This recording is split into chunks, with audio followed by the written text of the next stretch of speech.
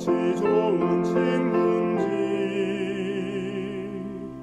걱정 근심 모든 것을 고한 사람 복 받네.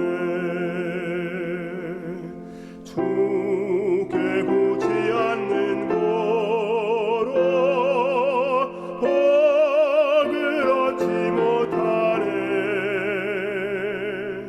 사람들이 주님 앞에 어찌 아니고 하나. 시험 걱정 모든 괴로움 없는 사람 누군가. 부질없이 낙심 말고 기도드려고 하세. 이런 진실하신 친구 찾아볼 수 있을까. 우리 약함하는 주께 어찌 아니고 하나. 근심되는 중한 짐을 아니 진자 누군가. 피난처는 구주 예수 기도드려고 하세. 세상 친구 멸시하고 너를 조롱하여도 예수 품에 편히 안겨 위로하심 받겠네.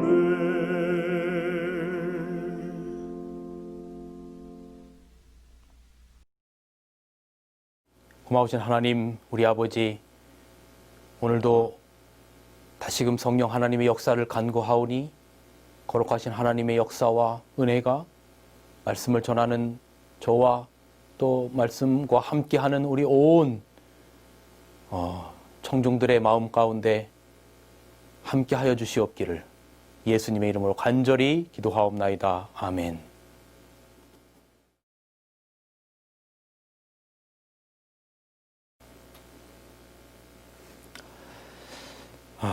여러분 안녕하십니까?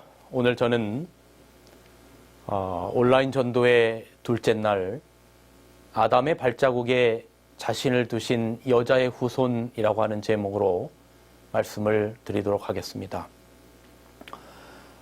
지난주 첫날 말씀드린 것처럼 한 분의 카톡의 요청으로 시작된 온라인 전도의 말씀을 전하고 있습니다. 먼저 오늘 말씀을 드리기 전에 지난 시간 말씀을 요약해 드리겠습니다. 지난 시간 제가 기독교의 선과 악, 도덕적 문제인가 존재적 문제인가 라고 하는 제목으로 말씀을 드렸었습니다. 기독교의 선은 존재, 창조의 목적처럼 존재하는 것이고, 또 악은 창조의 목적과는 반대로 비존재, 사망하는 것이다, 사망으로 돌아가는 것이다 라고 하는 말씀을 드렸습니다. 신묘막측하게 창조된 아담의 코에 생기를 불어넣으셔서 생명이 되었습니다. 그 생명은 생명, 살라는 명령이지요. 창조의 목적처럼 존재하는 것, 이것이 기독교의 선이다라고 하는 말씀을 드렸고, 또 아담과 하와가 처음 가진 사회적인 관계는 바로 하나님과의 관계였습니다. 바로 그 관계는 창조주와 피조물 뿐만 아니라 아버지와 자녀의 그러한 관계였죠. 그리고 선과 악의 문제에 있어서 도덕적인 문제는 존재적인 문제, 즉 관계적인 문제가 깨어지면서 생기는 어떤 결과적인 것이다. 만일 아담 부부가 하나님과의 관계가 절대적이었다면 사단의 유혹을 당연히 물리쳤을 것이다 라고 하는 말씀 드렸죠. 그래서 신앙을 한다는 것은 먼저 하나님의 자녀가 되는 것이 먼저고, 자녀답게 사는 것은 나중의 문제다라는 말씀을 드렸습니다. 또 누가복음 15장의 존재 기쁨은 뭐 100에 하나, 10에 하나, 2에 하나가 아니라 그 하나가 온 우주고 우리가 바로 하나님 앞에 그런 존재다라고 하는 이야기를 드렸습니다. 그래서 기독교는 생명의 존재고 존재의 종교임을 말씀을 드렸습니다. 자, 오늘은 이제 이 생명 존재에서 또 사망 비존재로 돌아가게 된 죄인이 다시금 사망에서 생명으로 옮길 수 있는 길이 있음을 말씀을 드립니다. 이 문제는 세상의 그 어떤 문제보다도 더 중요한 문제라고 생각이 됩니다. 이 창세기 2장 15절에는 이렇게 기록하고 있습니다. 여호와 하나님이 그 사람을 이끌어 에덴 동산에 두사 그것을 다스리며 지키게 하시고 여호와 하나님이 그 사람에게 명하여 가라사대 동산 각종 나무의 실과는 내가 임의로 먹되 선악을 알게 하는 나무의 실과는 먹지 말라. 이걸 먹는 날에는 정령 죽으리라 라고 하셨습니다. 먹는 날에는 정령 죽으리라. 이 말은 죽지 말고 살라라는 의미죠. 존재하라고 하는 의미입니다. 그냥 괜히 협박하려고 하는 게 아니라 이거 먹지 말고 죽지 말고 살라라고 하는 거예요. 우리가 아이를 키울 때 이거 먹으면 배탈 나고 아야해 라고 말을 한다면 그 의미는 그거 먹지 말고 배탈 나지 말라라고 하는 부모의 사랑의 표현인 것과 같은 것이죠. 여러분, 하나님이 이런 말씀을 하실 수밖에 없는 이유가 있어요. 그건 바로 인간을 창조하실 때 주신 자유의지 때문에 그래요. 여러분, 쉽게 말하면 아담 부부를 창조하실 때 하나님께서 말 잘 듣는 로봇으로 만든 게 아니라 선과 악을 선택할 수 있는 선택권을 가진 존재로 만드셨다는 것입니다. 여러분이 아이에게 이거 먹으면 배탈 나니까 먹지 말라고 하는 데는 이 아이가 가지고 있는 자유의지를 알고 있기 때문에 그런 겁니다. 로봇한테 그런 말 안 하죠. 왜요? 로봇은 자유의지가 없으니까 그냥 시키면 시키는 대로 하지요. 여기 이렇게 기록하고 있습니다. 우리의 첫 조상은 비록 무구하고 거룩하게 창조되었지만 범죄할 가능성이 없지는 않았다. 하나님께 순종하거나 거역할 수 있는 완전한 자유를 가진 자유로운 도덕적인 행위자로 만드셨다. 하나님께서는 인간을 당신의 율법을 범할 능력이 없도록 창조하실 수 있으셨으며 금단의 열매를 만지지 못하도록 아담의 손을 제어하실 수도 있으셨다. 그러나 그렇게 되었을 경우 사람은 자유로운 도덕적 존재가 아니라 하나의 자동 인형에 불과하게 되었을 것이다. 선택의 자유가 없었다면 그의 순종은 자원하는 순종이 아닌 강요된 굴종이 되었을 것이다. 품성의 개발은 전혀 있을 수 없었을 것이다. 부조화 선지자 48페이지, 49페이지의 말씀입니다. 여러분, 그래서 하나님께서는 에덴 동산에 선악과를 두시고 선과 악을 선택할 수 있는 그 선택권을 아담 부부에게 자유의지를 주시면서 두신 것입니다. 그런데 이 부분에서 우리는 왜 선악과를 에덴에 두셔서 죄의 결과를 갖게 하셨나라고 하는 생각을 가질 수 있습니다.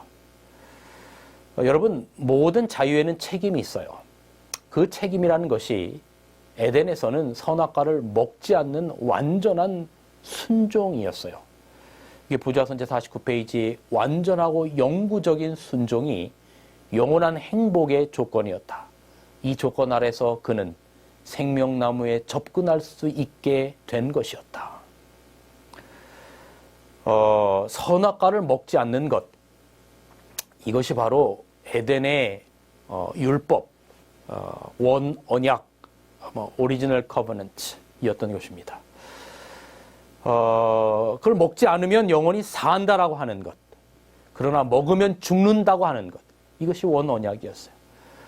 다시 정리하면 그 원 언약에 먹는 날에는 정령 죽으리라고 하는 의미는 자유의지를 가진 아담과 하와가 자기의 자유의지를 써서 먹지 말고 순종하여 살라라고 하는 의미를 가졌던 겁니다. 그래서 이걸 내가 먹는 날에는 정령 죽으리라라고 하는 의미는 협박성의 의미가 아니라 바로 아담과 하와의 선택의 의지 때문에 주신 말씀이었던 것이죠. 에덴에서의 원언약 이후에도 하나님의 율법, 또 십계명이나 뭐 여러 가지 구약의 건강법이나 위생법이나 제사법이나 이 모든 것들의 목적은 이것입니다. 레위기 18장 5절에 너희는 나의 규례와 법도를 지키라. 사람이 이를 행하면 그로 인하여 살리라 라고 하는 겁니다. 이 하나님이 원하시는 거예요. 이 존재하는 것, 첫날 말씀드린 것처럼 창조의 목적처럼 존재하게 하는 것이 하나님이 이 땅을 향한 가장 큰 관심이었던 거예요. 그래서 그런 법들을 주시면서 죽지 말고 살라라고 주신 거죠. 부모의 마음으로 선악과 먹지 말라고 하신 거예요. 그런데 제가 지난 첫 시간 말씀드린 것처럼 하나님과의 어떤 관계, 아담의 하와의 마음 가운데 들었던 그 관계가 깨짐으로 말미암아 사단의 유혹에 넘어가 먹었단 말이에요.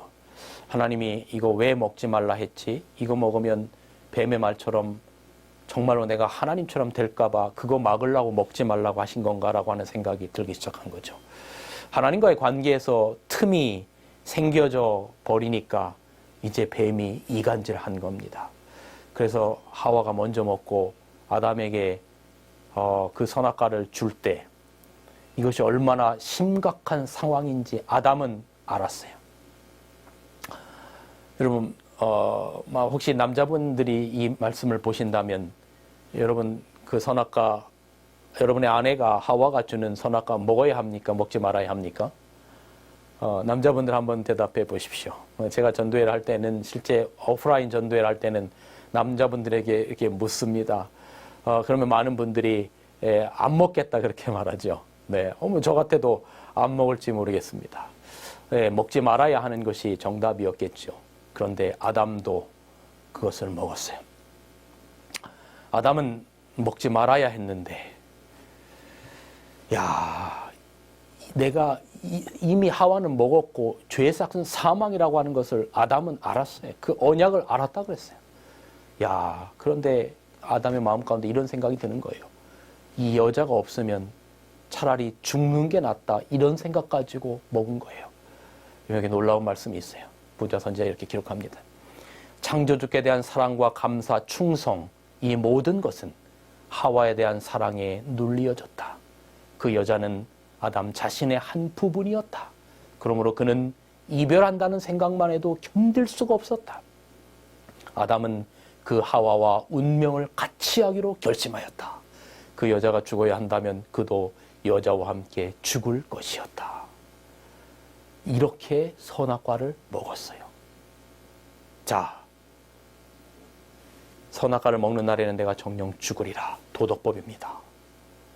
이제는 그 도덕법을 어겼습니다. 죽어야 하잖아요. 근데 문제는 그 선악과를 먹은 자식이 제가 첫날 말씀드린 것처럼 남의 자식이 아니라 하나님의 자식인 거예요. 그렇게 사랑으로 창조한 하나님의 자식인 거예요. 죽여야 해요? 살려야 해요? 여기에 하나님의 딜레마가 있어요. 자식을 죽일 수 없는 하나님의 사랑, 법이 지켜져야만 하는 하나님의 공의, 공의와 사랑의 충돌이 있는 겁니다. 여기에 딜레마가 있는 듯이 보이는 거예요. 여러분, 나와 상관없는 사람은요, 도덕이 강할까요? 존재가 강할까요? 당연히 도덕이 강해요. 여러분, 나와 상관없는 사람, 여러분 매스컴을 통해서 나쁜 일을 한 사람 보면, 거기 댓글들 보면, 아주 저 사람 죽여라, 공개 처형해라, 별 얘기들이 다 있어요. 근데 질문을 바꿔볼게요. 그 대상자가 내 가족이면 도덕이 강할까요? 존재가 강할까요? 당연히 존재가 강해요. 여러분, 우리가 어떤 그 사고를 바라보면서 정말로 가슴이 많이 아파요. 특별히 젊은 아이들이 세월호 같은 것처럼 죽었을 때는 더 많이 가슴이 아프죠. 근데 여러분이 만약에 망치질을 하거나 부엌에서 요리를 할 때 잘못해서 손가락을 크게 다쳤어요. 뭐가 더 아파요? 예, 당연히 손가락 다친 게 더 아플 수밖에 없죠. 그게 내 일이니까, 직접 나와 관련된 거니까. 그런데 여러분, 질문을 바꿔서 그 죽은 자식 가운데, 세월호에서 죽은 자식 가운데 만약에 내 자식이 있다면 손가락 다친 것쯤은 아무것도 아닌 게 되는 것이죠. 네. 제가 전에 사형수 수기를 읽어본 이야기를 아마 말씀 가운데 몇 번 드렸던 것 같은데, 거기에 모든 부모들이, 사형수 자식을 둔 모든 부모가 그 자식을 이렇게 용서해달라고 빌면서 대부분 다 이렇게 말합니다. 내가 자식을 잘못 키워서 그렇습니다. 나를 벌해주세요. 참 희한하죠. 똑같은 상황을 보고 어떤 한 사람은, 어떤 한 부류는, 관계없는 부류는 도덕대로, 법대로 처리하라고 하고, 그러나 관계가 있는 자식과 부모의 관계는 어떤 도덕보다는 관계 쪽으로 먼저 이해가 되는 것이죠. 그렇게 해결하려고 하는 것이죠. 여러분, 지금 저는 도덕과 관계 이야기를 하고 싶은 거예요. 공의와 사랑 이야기를 하고 싶은 겁니다. 도덕법은 아담과 하와가 선악과를 먹었을 때 죽으라고 합니다. 이걸 먹는 날엔 정령 죽으리라라고 말해요. 그런데 하나님은 사랑의 하나님, 관계 하나님이시죠. 여러분, 그래서 하나님께서 어떻게 하시는가? 이 딜레마와 같은 상황 가운데 하나님은 어떻게 하시는가? 자, 보겠습니다. 아담이 선악과를 먹었으니 관계가 먼저 무너졌습니다. 창세기 2장 17절, 정령 죽으리라는 도덕법에 의하여 죽어야 합니다. 그런데 창세기 3장에 아담이 죽지 않고 한 생명이 죽는데 바로 양이 죽어요. 여호와 하나님이 아담과 그 아내를 위하여 가죽옷을 지어 입혔다. 가죽옷을 만들기 위해서는 양이 죽어야 합니다. 여러분이 잘 아시는 것처럼 그 양의 죽음은 예수님의 십자가의 죽음을 표상하는 거죠. 성경의 구약에서의 짐승의 죽음은 십자가상에서 달리실 예수님의 모든 죽음을 표상하는 것입니다. 여기서 할 말이 너무나 많아요. 이건 차차로 또 설명을 드리도록 하죠. 여러분, 여기 이렇게 기록하고 있습니다. 인간이 사단의 유혹을 받아들이고 하나님께서 하지 말라고 하신 바로 그 일을 했을 때 하나님의 아들 그리스도께서 산자와 죽은 자 사이에 서셔서 말씀하시기를, 나로 그 형벌을 받게 해주소서. 제가 사람의 자리에 서겠습니다. 사람에게 기회를 한 번 더 주소서라고 하셨다. 여러분, 이것이 기독교의 본질입니다. 지난 시간 첫날 말씀드린 것처럼 도덕의 문제가 아니라 존재 문제라 그 말입니다. 여러분, 그 어떤 학자가, 그 어떤 설교가, 그 어떤 지도자가 이 문제보다도 더 중요한 문제가 있다라고 말할 수 있겠습니까? 세상에 그 어떤 교파가 여기에서 의견이 나뉠 수가 있겠습니까? 성경의 모든 이야기의 중심에는 바로 죽을 인간을 다시금 생명으로 돌리시려는, 지난주의 말씀과 접목시키면 악에서 선으로, 비존재에서 존재로 이끄시려는 하나님의 사랑과 열정, 바로 그것인 것이죠. 그 외에 지금 수많은 교파들에서 싸우는 교리의 문제는 어쩌면 부차적일 수 있는 것입니다. 그런데 우리는 여기서 궁금합니다. 많은 천사 중에 혹은 어떤 다른 피조물 중에 한 명을 골라서 아담의 죄를 짊어지게 하시면 되지 왜 창조주이셔야만 했는가? 왜 십자가에서 죽으실 분이 창조주여셔야만 했는가? 라고 하는 질문을 잠시 생각해 보겠습니다. 여러분, 여기서 생명을 존재케 한 책임은 생명을 존재케 한 분만 지는 것입니다. 그래서 아담과 하와가 선악과를 먹고 죽게 되었을 때 자식 대신해서 생명 책임지는 이야기가 바로 하나님께서 하나님의 아들을 죽이시는 이야기입니다. 자식이 아프면 생명을 존재케 한 부모가 책임지는 거예요. 제가 지난 시간에 말했던 것처럼 저희 아이를 키울 때 아이들이 아플 때 그 옆에서 가슴이 무너지는 모습으로 대신 아플 수 있으면 모든 부모는 대신 아플 거예요. 생명난 책임을 지는 겁니다. 그래서 창조주가 책임지려고 대신 십자가에서 죽는 거예요. 이걸 복음이라고 하죠. 그런데 여기엔 또 다른 신학적인 중요한 이유도 있어요. 이건 좀 딱딱한 얘기일 수도 있는데 여기 이렇게 기록하고 있습니다. 깨어진 하나님의 율법은 죄인의 생명을 요구하였다. 온 우주에서 사람을 위하여 이 요구를 만족시킬 수 있는 이는 한 분밖에 없었다. 하나님의 율법은 하나님 자신처럼 거룩함으로 하나님과 동등하신 분만이 범법을 속죄할 수 있었다. 그리스도 밖에는 아무도 타락한 사람을 율법의 저주에서 속량하여 하늘과 조화시킬 수 없었다. 그리스도께서는 죄책 그리고 거룩하신 하나님께 매우 가증함으로 아버지와 아들을 틀림없이 분리시킬 죄의 수치를 자진해서 떠맡으신 것이었다. 그리스도께서는 타락한 인류를 구원하기 위하여 비참의 시면에까지 내려가실 것이었다. 여러분 정말 놀랍지 않습니까? 저는 구속의 경륜을 생각하면 가슴이 터질 것 같아요. 그래서 평생 이거 전하며 살아야 되겠다고 결심한 거예요. 이렇게 자식난 책임지겠다고 하나님께서 처음으로 말한 것을 오리지널 가스펠 원복음 구속의 경륜이라고 불러요. 여기 창세기 3장 15절이 바로 그 원복음 구속의 경륜입니다. 내가 너로 여자와 원수가 되게 하고 너의 후손도 여자의 후손과 원수가 되게 하리니 여자의 후손은 내 머리를 상하게 할 것이요 너는 그의 발꿈치를 상하게 할 것이니라 하시고. 그런데 여러분 이런 생각을 해봤어요. 성경에 여자의 후손, 정결한 여자의 남은 자손, 전부 어떤 여자와 교회, 이 예수님 뭐 이런 것들이 전부 다 연결됩니다. 그러면 왜 남자가 아니라 여자로 표상할까?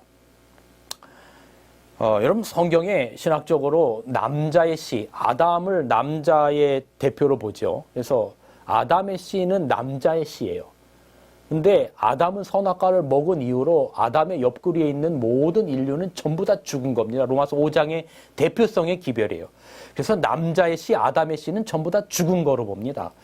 고린도전서 15장 22절에는 아담 안에서 모든 사람이 죽은 것 같이 그렇게 기록하고 있죠. 인류는 두 종류밖에 없어요. 죽은 자, 또 다른 한 부류는 산 것 같지만 죽은 자, 이겁니다. 그래서 마태복음 8장 21절, 22절에 보면 그 제자 중에 하나가 내 부친을 장사하고 당신을 따르게 도와달라 하니까 예수님께서 뭐라고 말씀하십니까? 죽은 자로 저희 죽은 자를 장사하고 너는 나를 쫓아라 그랬죠. 아무리 열심히 도덕적인 선을 행해도 세상적인 도덕적인 선을 행해도 아무리 열심히 행해도 하나님의 생명을 소유하지 못하면 지난 시간에 말씀드린 것처럼 생명의 옷을 입지 못하면 의의 두루마리를 입지 못하면 왕의 초청에 옷을 입지 않으면 하나님께서는 죽은 자로 보십니다. 하나님의 존재를 인식하지 못하면 하나님과의 관계가 서지 못하면 그 어떤 도덕적인 완벽한 행위를 치른다 할지라도 하나님께서는 죽은 자로 보십니다. 저는 여러분 이것을 존재론적인 관점에서 보면 엄마, 여자 이런 거 하면 뭐가 떠오릅니까? 이런 단어들 속에는요. 사랑, 희생 뭐 이런 게 떠올라요. 이사야 49장에는 그 자식들이 우리가 이런 말 하잖아요. 키우면 엄마가 도대체 나에게 해준 게 뭐가 있어 이렇게 할 때가 있잖아요. 사춘기 때. 그런 가슴 아픈 말을 듣는 엄마, 부모의 심정처럼 하나님이 그런 가슴 아픈 말을 이사야 49장 보면 그렇게 이 백성들, 이스라엘 백성들이 그렇게 합니다. 14절 15절에 보면 49장 여인이 어찌 그 젖먹는 자식을 잊겠으며 엄마가 도대체 나에게 해준 게 뭐가 있어요? 라고 묻는 거예요. 하나님이 이렇게 말하죠. 여인이 그 어찌 젖먹는 자식을 잊겠으며. 근데 뭐라고 말씀하시냐면 그들은 혹시 잊을지라도 나는 너를 손바닥에 새겼고 잊지 않을 것이다 라고 말하는 겁니다. 자식 잃은 엄마의 모습이 어떨까? 이게 여러분 이사야 53장 2절의 의미입니다. 이렇게 기록하고 있어요. 그는 주 앞에서 자라나기를 연한 순 같고 마른 땅에서 나온 줄기 같아서 고운 모양도 없고 풍채도 없은즉 우리의 보기에 흠모할 만한 아름다운 것이 없도다. 이 성경절을 예수님이 외모가 못생겼다고 이렇게 해석하는 경우들이 있어요.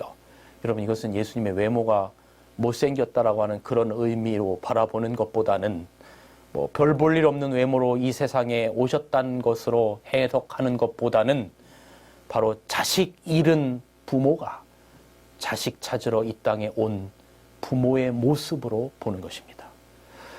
여러분, 자식 잃은 부모가 이렇게 세월호 그 사건, 그 팽목항 앞바다에 자식 잃은 부모가, 엄마가 올 화장하고 이렇게 옷 잘 입고 하이힐 신고 이렇게 온 엄마는, 그렇게 잘 차려입고 온 아빠는, 저처럼 이렇게 입고 그 팽목항을 찾은 부모는 아무도 없어요. 자식, 잃어버린 자식 때문에 완전히 미친 사람처럼 머리도 감지 못하고 씻지도 못한 채, 남자들은 면도도 하지 못한 채 그렇게 있는 게 바로 그 자식을 찾기를 간구하는 부모의 모습인 걸 우리는 보았잖아요. 여러분, 이 예수님께서 이 땅에 자식 찾으려는 엄마의 모습으로, 여인의 모습으로, 희생의 모습으로 그렇게 온 거예요. 여러분, 왜 자식이 엄마의 무덤에서 그리도 통곡하는가? 존재론적인 사랑으로 엄마를 알게 된 거예요. 그래서 여러분, 바울이 이 철들고 난 다음에 예수님의 십자가가 그의 자랑이 되었다라고 하는 말씀이 있잖아요. 그렇죠, 여러분? 갈라디 6장 14절에 보면 그러나 내게는 우리 주 예수 그리스도의 십자가 외에는 결코 자랑할 것이 없다. 여러분, 이게 이겁니다. 여러분, 그런 얘기 있잖아요. 왜 그 사춘기 자식이 엄마가 막 이 화상을 입었는데 너무 창피해가지고 지나가는 사람들이 길에서 뭐 장사를 하고 있는데 누구냐 하니까 나 저 사람 모른다, 그런 얘기 있잖아요. 근데 나중에 자기를 구하기 위해서 엄마가 이렇게 화상 입은 것을, 그 이야기를 알게 되었을 때 그때 이 자식이 엄마의 화상이 가장 자랑스러운 것이 되는 것처럼 그 수치였던 십자가라고 하는 것의 진정한 의미가 뭔지를 아는 철든 자식은 그 십자가가 자랑이 되는 거예요. 이게 갈라디아 6장 14절의 기별이에요. 내가 십자가 외에는, 전에는 수치로 여겼던 십자가 외에는 자랑할 것이 없다라고 하는 거예요. 여러분, 신앙인이 철이 들었느냐 안 들었느냐의 차이가 뭐냐면 그 십자가의 정신이 우리의 삶을 지배하느냐 아니냐 하는 것이죠. 우리가 할 일은 이 십자가의 그 사랑에 반응하는 거예요. 요한복음 1장 12절에 영접하는 자 곧 그 이름을 믿는 자들에게는 하나님의 자녀가 되는 권세를 주셨으니, 이 땅에 예수님이 그런 부모의 모습으로, 여인의 후손의 모습으로 이 땅에 오신 것입니다. 십자가의 사랑의 정신에 반응하는 것, 그렇게 오신 그 예수님의 십자가의 사랑에 반응하는 것, 여러분, 그것을 성경에는 믿음이라고 하는 거예요. 누구든지 지난 시간 말씀드린 것처럼 기독교의 선과학은 도덕적 문제가 아니라 생명이 있느냐 아니냐라고 말씀드렸죠. 여러분, 여기 마태복음 22장 10절에 종들이 길에 나가서 선한 자나 악한 자나 모두 다 데려와라. 그래서 예복을 입은 자는 세상에서 악하고 선하고의 문제가 아니라 예복을 입었느냐 안 입었느냐의 문제로 선과학의 개념을 따진다. 바로 그 예복을 입은 자가 생명의 옷을 입은 거라는 말씀을 드렸습니다. 그렇다면 생명의 옷을 입는 방법이 무엇이냐? 생명의 옷을 입는 그 길이 무엇이냐? 여러분, 성경에는 이렇게 기록하고 있어요. 제가 몇 성경절들을 계속해서 이어드리겠습니다. 로마서 10장 13절, 누구든지 주의 이름을 부르는 자는 구원을 얻으리라. 다시 말하면 누구든 주의 이름을 부르는 자는 생명의 옷을 입으리라, 그 이야기입니다. 고린도전서 8장 3절, 또 누구든지 하나님을 사랑하면 이 사람은 하나님의 아시는 바 되었느니라. 고린도전서 5장 17절, 그런즉 누구든지 그리스도 안에 있으면 새로운 피조물이라. 이전 것은 지나갔으니 보라 새 것이 되었도다. 그리스도 안에 있으면 새로운 피조물이라고 하는 거예요. 밖에서 선과악의 개념이 아니라 예복을 입었으면, 그리스도 안에 있으면 새로운 피조물이라고 기록하는 겁니다. 요한계시록 3장 20절, 볼지어다 내가 문 밖에 서서 두드리노니 누구든지 내 음성을 듣고 문을 열면 내가 그에게로 들어가 그로 더불어 먹고 그는 나로 더불어 먹으리라. 말씀이 여러분의 마음 가운데 들어올 때 마음 문을 여세요. 주님께서 들어가시도록 말입니다. 요한복음 3장 16절, 하나님이 세상을 이처럼 사랑하사 독생자를 주셨으니 이는 저를 믿는 자마다 멸망치 않고 영생을 얻게 하려 하심이라. 아멘. 여인의 후손으로 희생의 모습으로, 자식을 잃어버린 엄마의 모습으로 이 땅에 오신, 그래서 십자가에서 죽으신, 그리하여 우리의 모든 죄인들에게 하나님의 의의 두루마리를 입히신 그 놀라운 은혜를 받아들이고 믿으면, 그 주님을 여러분의 개인의 구주로 믿으면 여러분은 생명의 옷을 입는다라고 하는 것입니다. 여러분, 여기 인간의 구원에 다른 방법을 두지 않으셨어요? 뭐 어떤 종교처럼 만배해라, 고행해라, 혹은 돈 많이 바쳐라, 이거 해라, 저거 해라, 이런 행위를 통해서 인간이 구원받을 수 없어요. 그리스도의 보혈 없이 행하는 그 모든 것이 아무리 선한 일이어도 하나님 앞에 상달되지 못해요. 이 말씀을 보십시오. 아직 각시대대쟁도 533페이지, 순종을 조건으로 사람에게 약속된 영생은, 불멸은 범죄로 말미암아 잃어버린 바 되었다. 아담은 자신이 소유하지 못한 것을 그의 후손에게 전해줄 수 없었다. 순종을 통하여 영원한 생명을 얻게 되는 것은 아담이 선악과를 먹고 난 다음에 이제는 끝나버렸다라고 하는 것입니다. 사람의 순종으로 말미암아 구원받을 수 있는 길은 없는 거예요. 그래서 그 아담의 불순종의 자리에 예수 그리스도의 희생과 순종을 거기에다 두시고 그것을 진심으로 믿으면 예수 그리스도의 온전한 희생과 순종을 우리의 것으로 삼으시겠다는 놀라운 것, 이것이 바로 구속의 경륜인 것입니다. 이 얼마나 놀라운 사랑인가. 영광의 왕께서 타락한 인류의 위치까지 당신을 낮추기로 제안하시다니, 그분은 아담이 걸어갈 발자국에 자신의 발을 두실 것이었다. 다시 읽어드립니다. 그분은 아담의 걸어갈 발자국에 자신의 발을 두실 것이었다. 여인의 후손은 사단을 이김으로 아담의 실패와 타락으로부터 그를 믿는 모든 사람을 위한 구속의 길을 열어 놓으실 것이었다. 아멘. 여러분, 십자가의 문제는 영원토록 연구해야 될 주제라고 말합니다.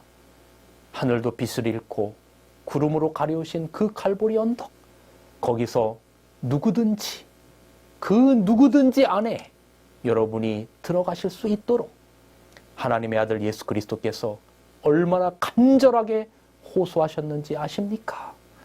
여러분, 진짜 죄가 뭔지 아세요? 여러분을 영생으로 인도하시기 위해 하나님의 아들의 목숨을 주심을 나는 믿지 않고 거절하겠다는 것, 바로 그것이 진짜 죄예요. 이것이 바로 둘째 사망을 얻을 죄인 겁니다. 이걸 성경은 성령을 거역하는 죄라고 했어요. 여러분, 잃은 자식 찾으러 오신 여자의 후손인 예수 그리스도를 여러분의 마음 가운데 꼭 영접하시기 간절히 바랍니다. 이것만이 우리가 생명의 옷을 입고 다시금 존재로 돌아갈 수 있는 유일한 길임을 기억하시기를 간절히 바랍니다. 이제 다음 시간에는 제가 죄 문제에 대하여 좀 더 깊이 조명해 보도록 하겠습니다. 오늘 말씀을 줄이겠습니다. 감사합니다.